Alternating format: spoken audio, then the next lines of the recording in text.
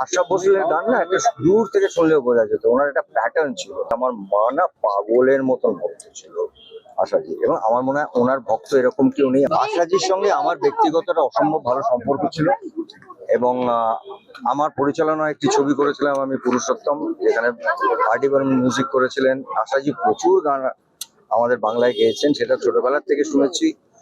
আমি আমার মার কথা বলি, আমার মা না পাগলের মতন ভক্ত ছিল আশাজি, এবং আমার মনে হয় ওনার ভক্ত এরকম কেউ নেই। আমার মনে হয় সারা ভারতবর্ষের গানের জগতের একটা নতুন ট্রেন্ড সৃষ্টি করেছিলেন উনি। ওনার প্রতিটি গান, সেটা বাংলায় বলি হিন্দিতে বলি, সেটা এখনো আমরা গাই। এবং আশা ভোসলের গান না একটা দূর থেকে শুনলেও বোঝা যেত, ওনার একটা প্যাটার্ন ছিল।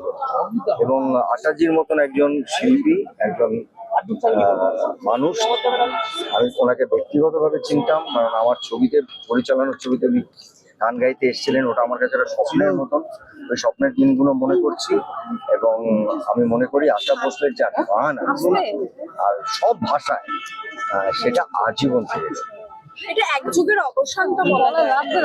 নিশ্চয়ই, মানে এরা, লতাজি আশাজি হচ্ছিলেন গানের দুটো নাম, তো দিক। এবং তারা অভিনয়ের থেকে শুরু করেছেন, সেখান থেকে শেষে একেবারে আজকের প্রজন্মের সঙ্গেও গান গেয়েছেন, এই ইতিহাস।